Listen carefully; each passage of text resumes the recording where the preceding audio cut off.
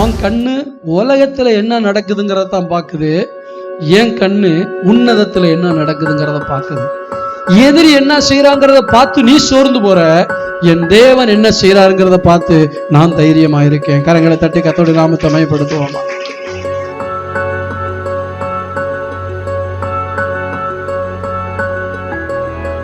இந்த வாரத்தில் கர்த்தர் நம்மோடு கூட பேசுகிற வார்த்தை சங்கீதம் 122 அதிகாரம் 7 வசனத்தை வாசிக்கலாம். உன் அலங்கத்திற்குள்ளே சமாதானமும் உன் அரண்மனைக்குள்ளே சுகமும் இருப்பதாக. ஆண்டவர் கொடுக்கிற ஒரு அற்புதமான ஒரு வாக்குத்தத்தம் என்று எடுத்துக்கொள்ளலாம். ஒரு அலங்கத்துக்குள்ளே சமாதானமும் உன் அரண்மனைக்குள்ளே சுகமும் இருப்பதாக. எல்லாரும் சேர்ந்து வாசிக்கலாமா? உன் அலங்கத்துக்குள்ளே சமாதானமும் உன் அரண்மனைக்குள்ளே சுகமும் இருப்பதாக. 2 ஆசீர்வாதத்தை 2 இடத்துல கர்த்தர் கட்டளையிடுறார். ஒண்ணு அலங்கத்துக்குள்ள சமாதானம், 2வது அரண்மனைக்குள்ள சுகம். என்ன கவனிங்க, அலங்கம்னா என்ன, அரண்மனைன்னா என்ன? நம்ம எல்லாரும் ராஜாக்கள அரண்மனையில வாழ்றதுக்கு இல்லை. அலங்கம்னா என்னது? Compound wall. அலங்கம்னா என்னது? Compound wall. இன்னைக்கு ஆண்டவர் சபைக்கு கொடுக்கிற ஒரு காரியம் என்னன்னா, சமாதானமும் சுகமும் உனக்குள்ள எப்பவுமே இருக்கட்டும். திரும்ப சொல்லுங்க பார்க்கலாம். சமாதானமும் சுகமும் உனக்குள் எப்பொழுதும். இதுதான் ஆண்டவருடைய விருப்பம். நம்மளை படைச்ச தெய்வம், நம்மளை தெரிந்து கொண்ட தெய்வம், நம்மளை ரட்சித்த தெய்வம் இயேசு சொல்றாரு, நீ சமாதானமா இருக்கணும்னு தான் நான் விரும்புறேன், நீ சுகமா இருக்கணும்னு தான் நான் விரும்புறேன்.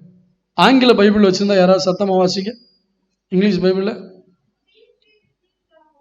பீஸ் பி வித்இன் யுவர் வால்,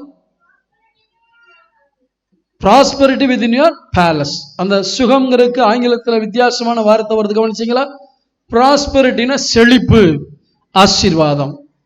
அப்ப ஆண்டவர் என்ன சொல்றாரு? உன் அலங்கத்துக்குள்ள சமாதானம், உன் அரண்மனைக்குள்ள செழிப்பு, ஒரு ஆசீர்வாதம். இதான் ஆண்டவர் விரும்புறது.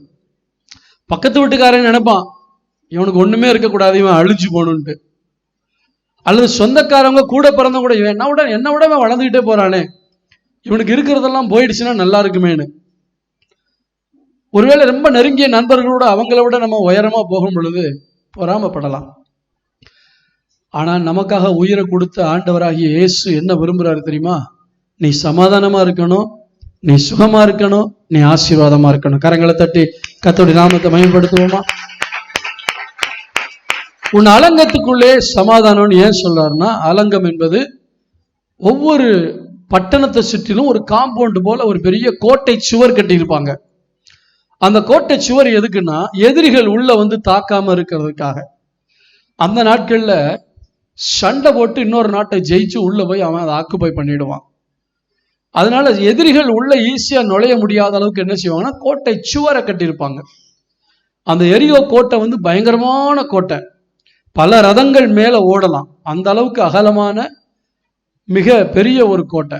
அந்த கோட்டை அவ்வளவு சீக்கிரத்துல இஸ்ரவேல் ஜனங்கள் வெட்டி வீழ்த்த முடியாது. அவங்க வெடிகுண்டு கொண்டு வரல, அவங்க கடப்பாறை இதெல்லாம் கொண்டு வரல ஒரு கோட்டையை தகர்க்கிறதுக்கு. ஆனா அந்த கோட்டையை தகர்த்தா தான் உள்ள இருக்க குடிகளை ஜெயிக்க முடியும். அதுக்கு ஆண்டவர் என்ன சொன்னாரு? நீ தோத்திரம் பண்ணிட்டே இருன. அநேக நேரத்துல உனக்கு விரோதமா இருக்கிற கோட்டைகள் விழணும்னா நீ மாம்ச ஆயுதத்தை பயன்படுத்தாத, உன் வாயில தோத்திரம் மட்டும் வரட்டும், கர்த்தர் எதிராக இருக்க கோட்டைகளை உடைப்பார். ஆனால் உன்னுடைய வீட்டில் இருக்கிற கோட்டைகளை கர்த்தர் பலப்படுத்துவார். அவர் உன் வாசல்களை பலப்படுத்துவார், உன் தாழ்பால்களை பலப்படுத்துவார். எதற்கு? யாரும் எந்த ஆபத்தும் வீட்டுக்குள்ள வந்துடக்கூடாதுங்கிறதுக்காக. எருசலேமை சுற்றிலும் ஒரு பெரிய கோட்டை சுவர் இருந்தது, இன்னைக்கும் இருக்கு. இன்னைக்கும் எருசலேம் பட்டணத்தை சுற்றிலும் ஒரு பெரிய கோட்டை சுவர் இருக்கு. சீனா தன்னுடைய நாட்டை சுற்றியே ஒரு பெரிய சுவர் அமைத்திருக்கிறது. உலக அதிசயங்களில் ஒன்று சீன பெருஞ்சுவர். இப்படி ராஜாக்கள் என்ன செய்வார்கள், கோட்டை சுவர் வைத்திருப்பார்கள். அந்த கோட்டை சுவருக்குள்ள வந்தா கூட அகழி என்று ஒன்று வைத்திருப்பார்கள். அதுக்குள்ள நிறைய தண்ணி இருக்கும், முதலைகளை உள்ள விட்டுருப்பாங்க. அத உள்ள போறதுக்கு பாதை இருக்காது. ராஜா வெளியே வரும் பொழுது அல்லது உள்ள இருக்கிற போர்ச்சவர்கள் வெளியே வரும் பொழுது ஒரு கதவு தானாய் கீழே வந்து அங்கே அடுத்த கரையோடு கூட சேர்ந்து கொள்ளும், வெளியே போவார்கள். போன பின்பு அது மறுபடியும் என்ன செய்யும், மூடிக்கொள்ளும். இப்படி எதிரிகள் வந்து விடக்கூடாதுங்க என்பதற்காக அந்த காம்பவுண்ட் வால், அந்த அலங்கத்தை பலப்படுத்துவாங்க.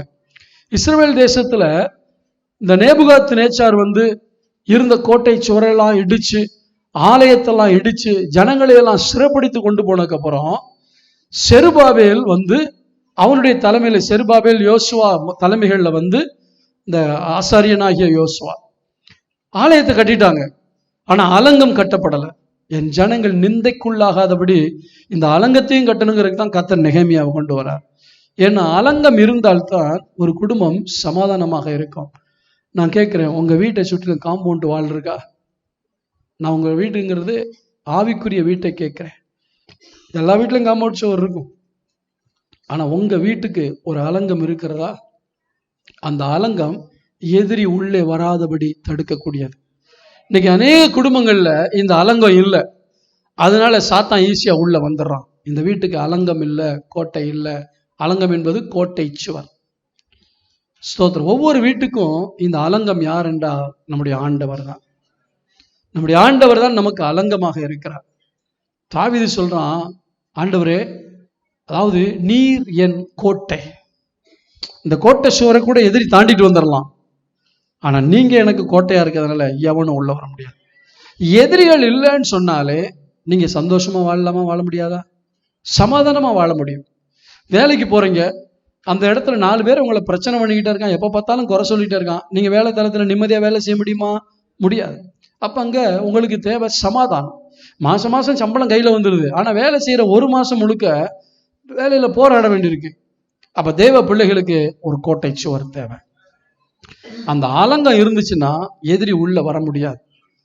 இந்த அலங்கம், ஸ்தோத்திரம், உங்களுடைய ஜெப ஜீவியத்தை குறிக்கும், உங்களுடைய ஆராதனை வாழ்க்கையை குறிக்கும், தேவனுக்கும் உங்களுக்கும் இருக்கிற உறவை குறிக்கும். இந்த அலங்கம் இருந்தா தான் உங்க குடும்பத்துல ஒரு சமாதானம் இருக்கும். இன்னைக்கு அநேக இடங்கள்ல அலங்கம் இடிபட்டு கிடக்குது.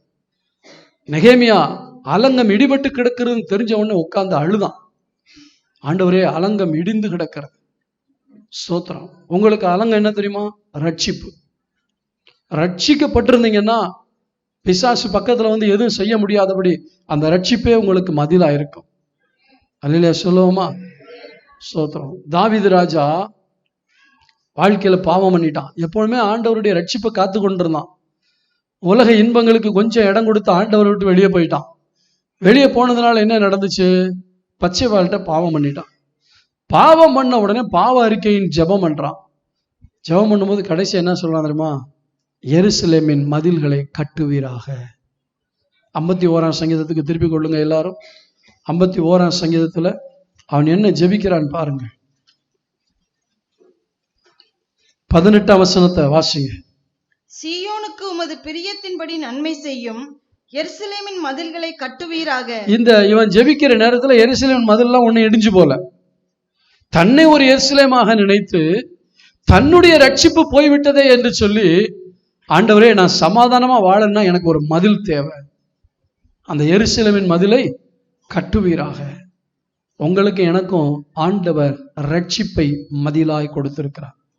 அதன் மதில்கள் ரட்சிப்பு என்று சொல்லப்படும். இன்னைக்கு அநேக பிள்ளைகளுக்கு வீடு இருக்கு, வீட்டுல காம்பவுண்ட் சுவர் இருக்கு, ஆனா வாழ்க்கைக்கு ஒரு காம்பவுண்ட் சுவர் இல்லை. அதுதான் ரட்சிப்பு. ரட்சிப்புன்னா என்னது?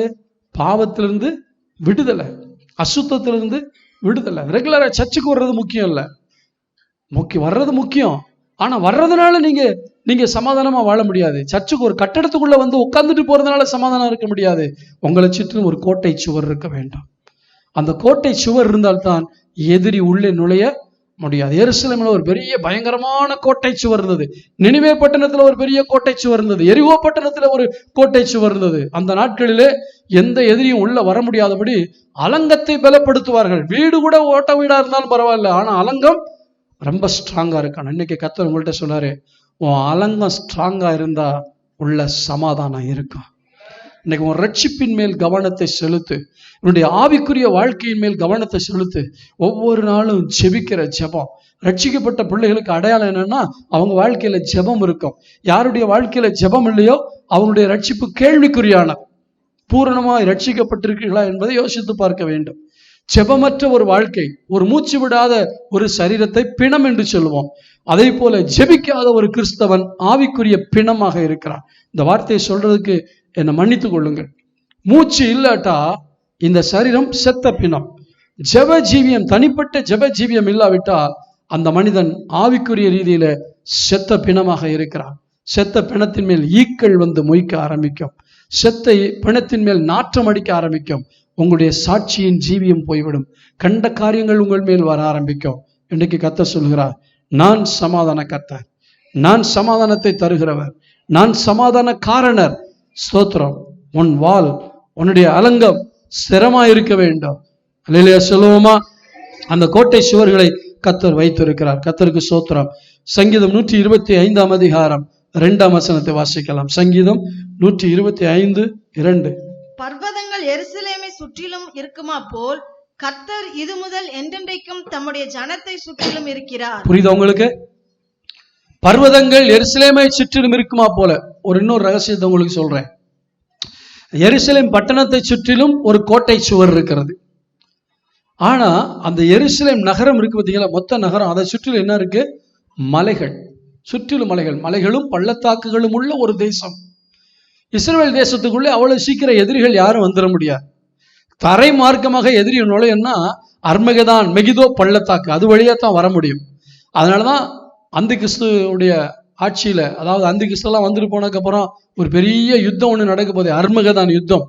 அந்த அர்மகதான் யுத்தம் நடக்கும்போது அந்த ஒரு சைனால இருந்து இப்போ ஒரு ரோடு போட்டுக்கிட்டு இருக்கான், எங்க நேர எருசலேம் அந்த இஸ்ரவேல் தேசத்துக்குள்ள நுழையிற மாதிரி. அப்ப அதுக்குள்ள போறதுக்கு தடையா இருக்கிறது எது? ஒரு நதி. அந்த நதி வற்றி போனா தான் ரோடு போட முடியும். உங்களுக்கு தெரியுமா, இத்தனை காலங்கள் வற்றி போகாத நதி இன்னைக்கு வற்றி கொண்டிருக்கிறது. ஏன்? ஆண்டவருடைய வார்த்தை நிறைவேற போகிறது. ஆண்டவர் சொல்றார், இந்த பர்வதம் தான் இந்த எருசலேமுக்கு பாதுகாப்பு. இந்த கோட்டை சுவர் நீ கட்டினது, பர்வதம் நான் படைத்தது. அல்லேலூயா சொல்லுவோமா? இந்த பர்வதங்கள் இருக்கிற அப்படின்னா அவ்வளவு சீக்கிரம் எதிரிகளை உள்ள என்ன செய்ய முடியாது, வந்துவிடும். ஏன்னா அந்த பர்வதத்தின் மேல் ஆட்கள் இருப்பார்கள். எதிரி கீழே இருந்து வரும்பொழுது அவர்களை எளிதாக தாக்கி விடலாம். ஆண்டவர் சொல்றாரு, எருசலேமை சுற்றும் பர்வதங்கள் இருக்குமா போல கர்த்தர் இது முதல் என்றென்றைக்கும் தம்முடைய ஜனத்தை சுற்றிலும் இருக்கிறார். கரங்களை தட்டி கர்த்தருடைய நாமத்தை மகிமைப்படுத்துவோமா? உன்னை சுற்றிலும் நான் இருக்கிறேன்.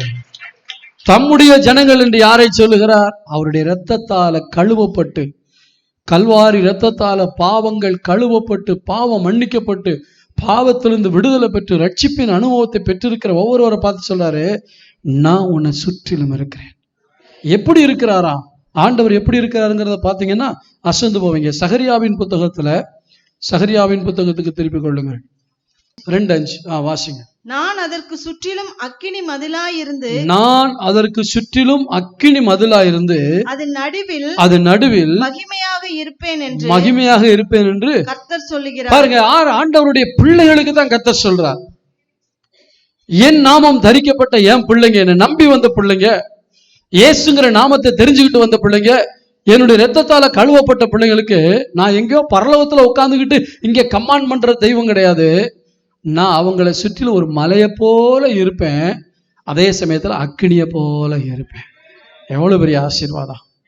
தேவ பிள்ளையே, தேவனோடு உனக்கு ஒரு உறவு இருக்கா? தேவனோடு நெருங்கி ஐக்கியம் இருக்கா? ஆண்டவர் எவ்வளவுலாம் உனக்கு ஆசீர்வாதமா இருக்க விரும்புறார், எப்படிலாம் இருக்க விரும்புறார். நான் உன்னை சுற்றிலும் இருக்க விரும்புறேன். அதாவது தாவீது சொல்றான், இப்பொழுதும் என் தலை என்னை சுற்றிலும் இருக்கிற என் சத்துருக்களுக்கு மேலாக உயர்த்தப்படும். அவன் மாம்ச கண்ணு எதை பார்க்குது? சுற்றிலும் இருக்கிற சத்துருக்களை பார்க்குது. ஆனா அவனுக்கு ஒண்ணு தெரியும், என்ன சுற்றிலும் என் ஆண்டவர் அக்கினி மதிலாக இருக்கிறார். நீ எங்க திரும்பினாலும் உன்னை வெறுக்கிறவங்க இருக்கலாம், எந்த பக்கம் திரும்பினாலும் உன்னை குறை சொல்றவங்க இருக்கலாம், எந்த பக்கம் திரும்பினாலும் உனக்கு ஆபத்து விளைவிக்கக்கூடிய ஆட்கள் இருக்கலாம். ஆனா ஒன்ன தெரிஞ்சுக்க, உன்னை சுற்றிலும் உன்னை படைத்த தெய்வம் அக்கினி மதிலாக இருக்கிறார். யாரும் அவரை தாண்டி வர முடியாது. அவருடைய பிள்ளைகளை ப்ரொடெக்ட் பண்றார் தேவன். அப்படி ஆண்டவர் பாதுகாப்பா இருக்கும் பொழுது என்ன நடக்கும்? நான் சமாதானமா இருப்பேன். இப்ப உங்களுக்கு எதிரி இருக்கான், இன்னைக்கு நைட்டு வந்து உங்களை தாக்க போறான், ஒரு 10-15 பேர் வந்து உங்களை அடிச்சு காலி பண்ண போறாங்கன்னு நியூஸ் வருது. நைட்டு தூங்குவீங்களா? சமாதானமா தூங்க மாட்டேங்க. அதே சமயத்துல உங்க வீட்டை சுற்றிலும் AK-47 வச்சிருக்கிற இராணுவ வீரர்கள் பாதுகாப்புக்கு நிக்கிறாங்க. 7 அடுக்கு பாதுகாப்பு இருக்கு.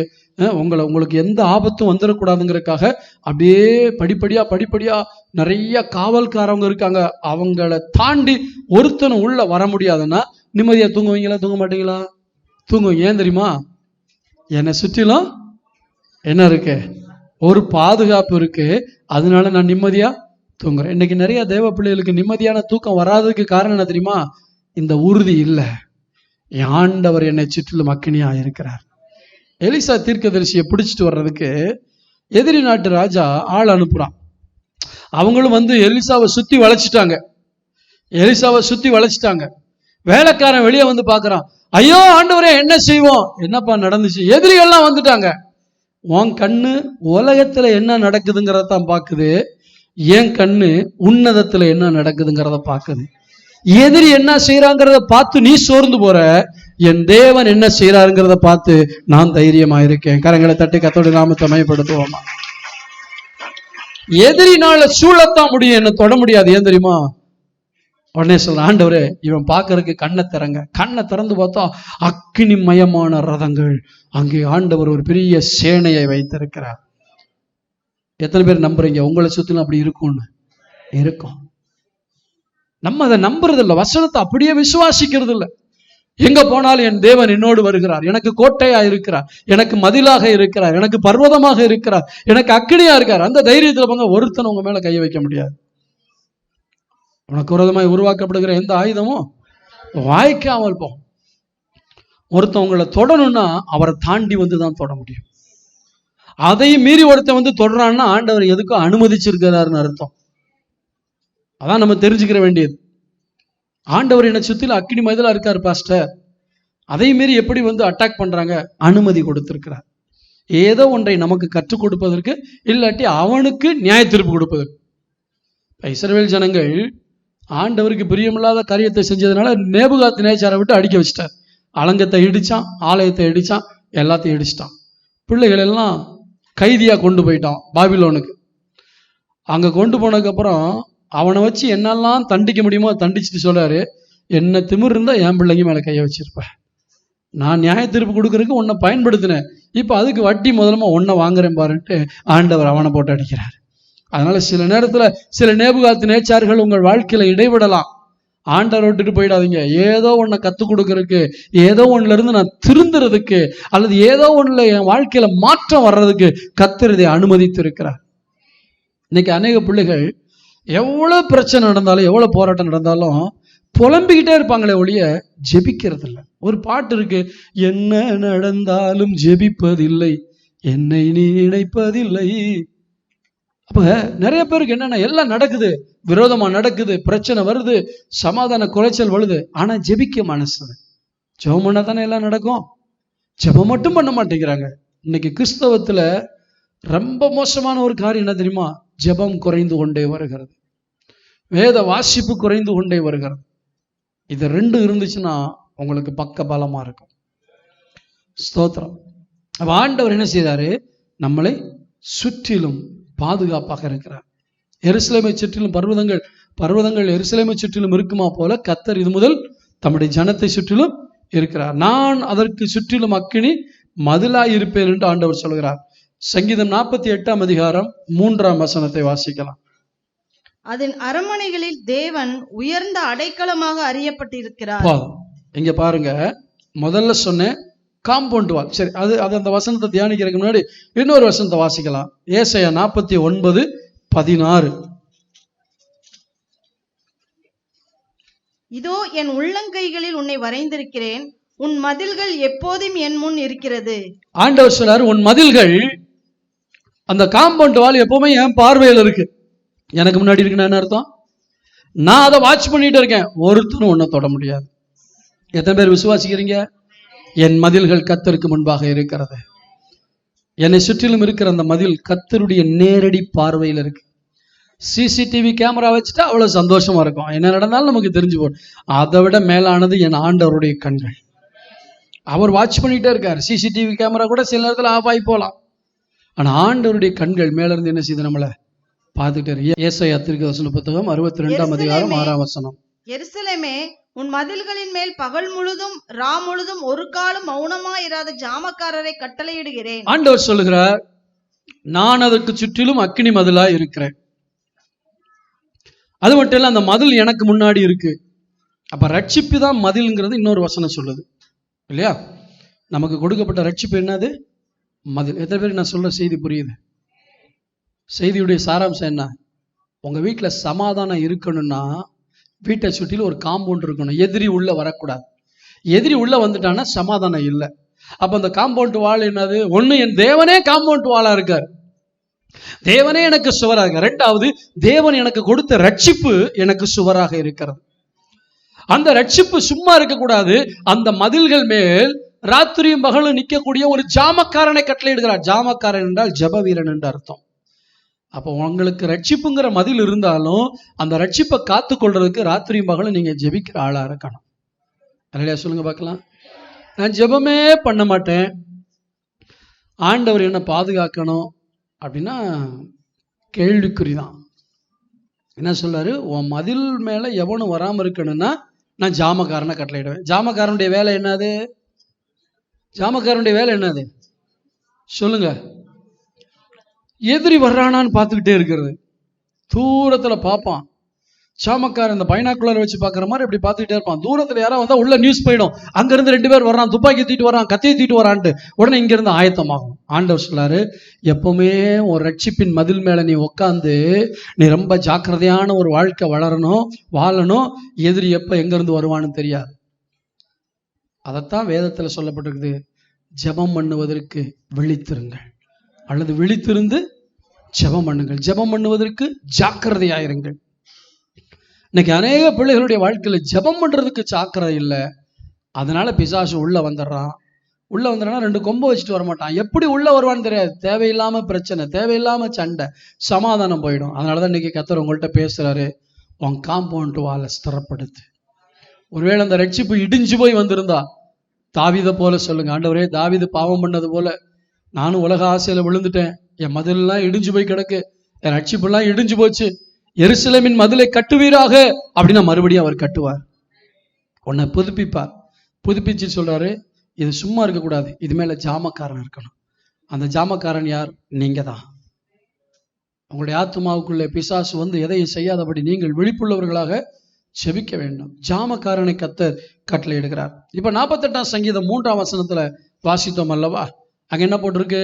அதன் அரமனைகளிலே கர்த்தர் உயர்ந்த அடைக்கலமாக அறியப்பட்டிருக்கிறார். இங்கே கவனிங்க. இப்ப இவ்வளவு நேரம் காம்பவுண்ட் சுவரை பத்தி பேசினேன், அலங்கம் அல்லது மதில். அதுக்குள்ள எதிரி வராம இருந்தா உங்க குடும்பத்துல சமாதானம் இருக்கும், சந்தோஷம் இருக்கும்.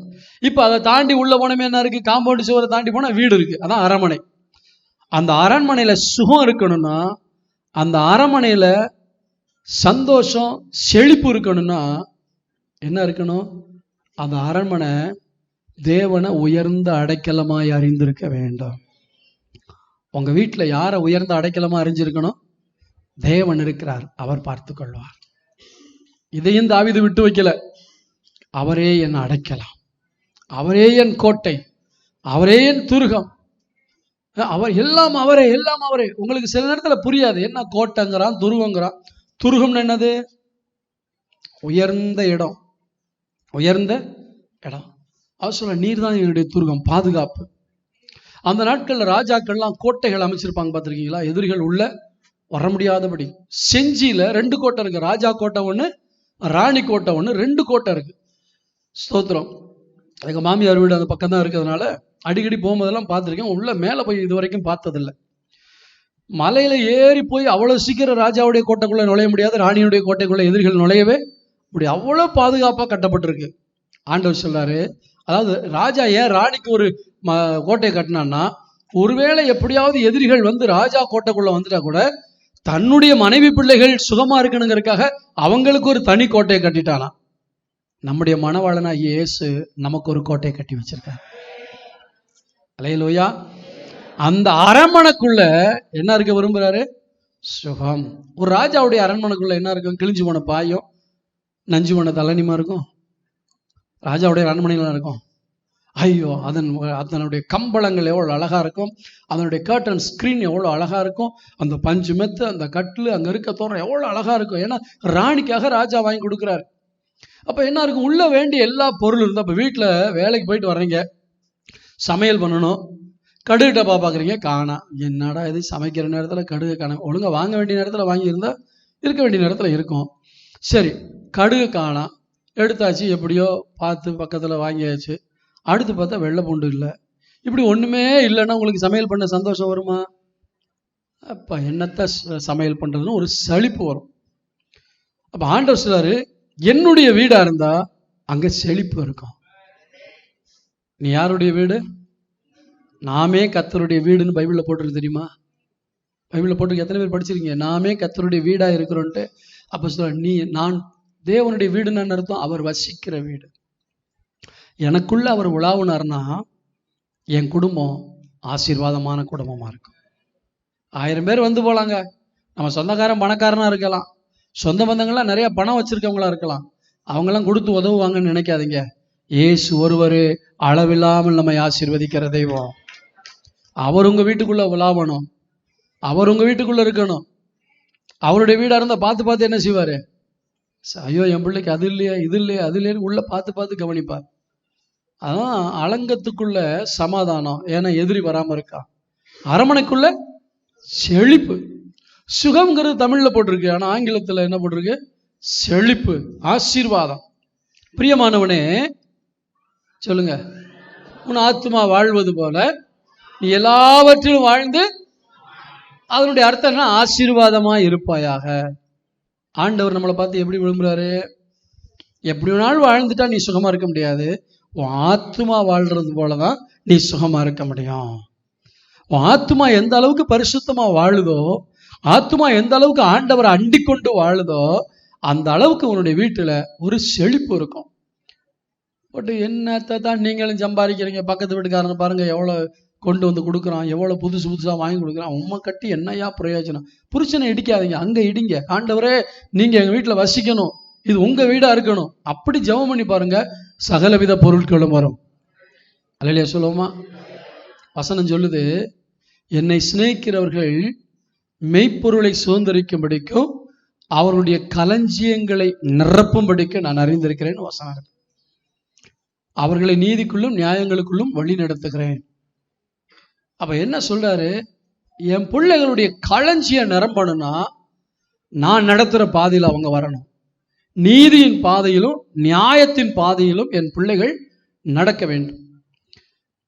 ஒரு லஞ்சம் வாங்குறவன், ஊழல் பண்றவன், ஆயிரமா வாங்கி பெரிய பெரிய சந்தனம், கட்டில், என்ன எல்லாம் எல்லாமே டீக்கு விட்டு சந்தனம் அப்படி இப்படிலாம் வச்சிருக்கலாம். ஒரு நாள் ரைடு வந்து அத்தனை அள்ளிட்டு போயிடுவான். அவன் சஞ்சலத்தோடு தான் இருப்பான், என்னைக்கு பிடிப்பானோன்னு தெரியாம. எல்லா பொருள் இருக்கும். ஆனா ஆண்டவருடைய பிள்ளைகளுக்கு ஆண்டவர் கொடுக்கும்போது எந்த ரைடு வந்தாலும் கவலை இல்லப்பா. அழியா சொல்லுங்க பார்க்கலாம். வீடு வெறுமையா இருக்கா? ஜெபம் பண்ணுங்க. எந்தெந்த இடத்துல எந்தெந்த பொருளை வைக்கணுமோ கர்த்தர் கொடுப்பார். என்னை சிநேகிக்கிறவர்கள் மெய்ப்பொருளை சுதந்திரித்துக் கொள்ளும்படி அவருடைய களஞ்சியங்களை, அப்படின்னு என்ன அர்த்தம்? அரிசி பானையை அரிசியால் நிரப்புவார், பருப்பு பானையை பருப்பால் நிரப்புவார், எதால நிரப்பணுமோ அதால நிரப்புவார். அதுக்கு தான் அவர் வீட்டுக்குள்ள இருக்கார்.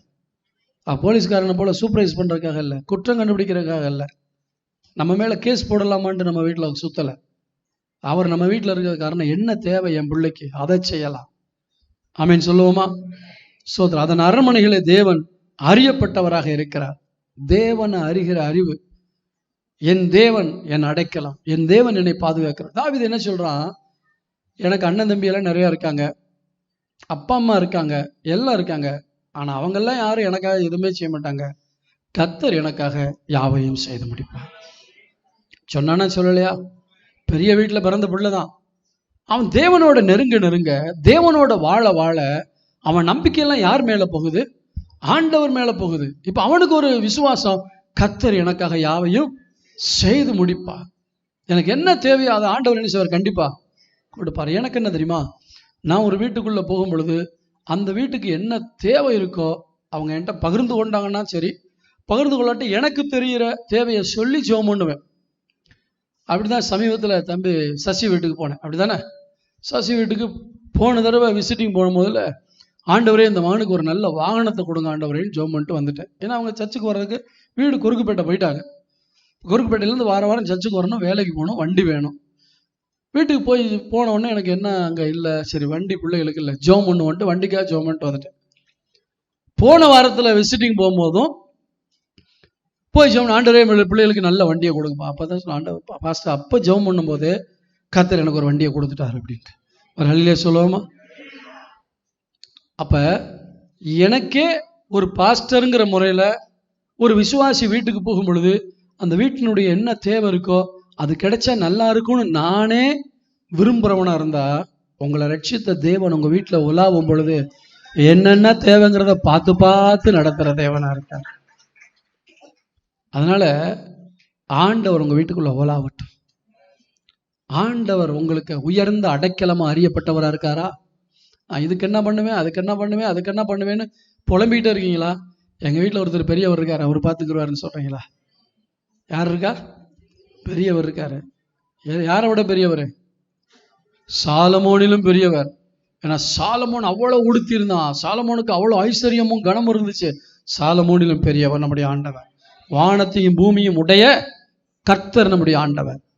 ஏன்னா இன்னைக்கு உங்கள் மனசில் பதிய வச்சு கொள்ளுங்க, ஆண்டவர் என் வாழ்க்கை எப்படி விரும்புகிறாரு, என் குடும்பத்துக்குள்ள சமாதானம் இருக்குன்னு விரும்புகிறாரு, என் குடும்பத்துக்குள்ள ஆசீர்வாதம் இருக்குன்னு விரும்புகிறாரு. என் குடும்பத்தில் சமாதானம் இருக்கணும்னா என் வாழ்க்கையில் ரட்சிப்புங்கிற மதில் இருக்க வேண்டும். அந்த மதிலில் நான் ஜெபிக்கிற ஒரு காவல்காரனாக, ஜாமக்காரனாக நான் இருக்க வேண்டும். அப்பொழுது என் வாழ்க்கை சமாதானமாக இருக்கும்.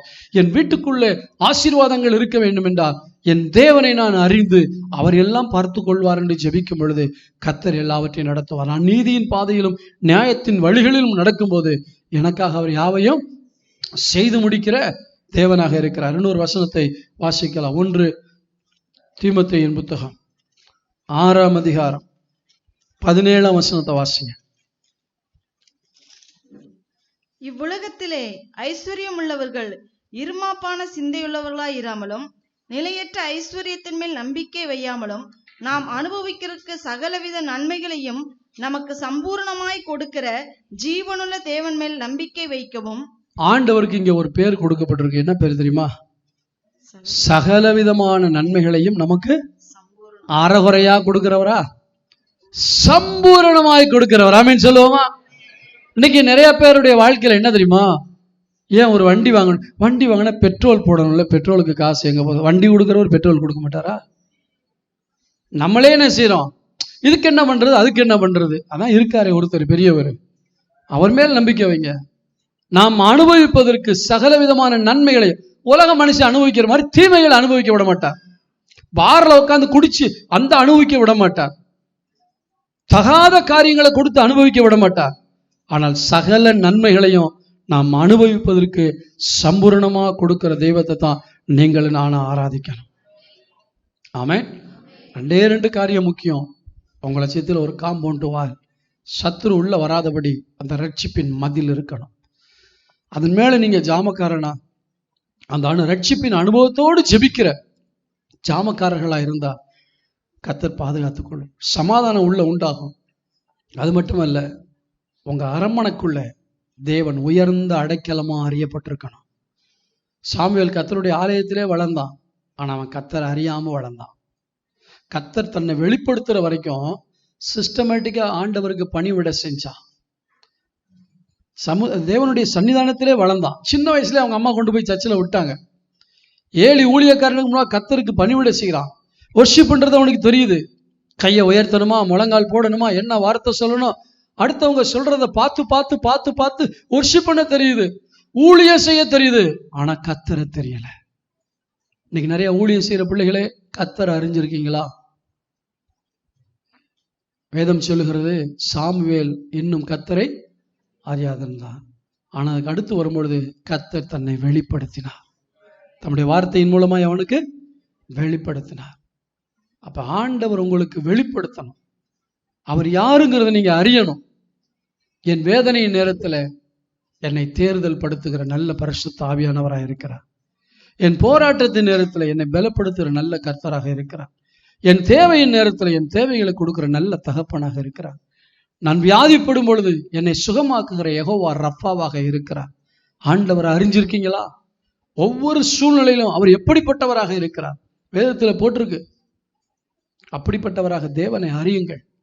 உங்க வீட்டுக்குள்ள சமாதானமும் செழிப்பும் உண்டாகும். ஜெபம் பண்ணுவோமா? கண்களை மூடி எல்லாரும் ஆண்டவரை நோக்கி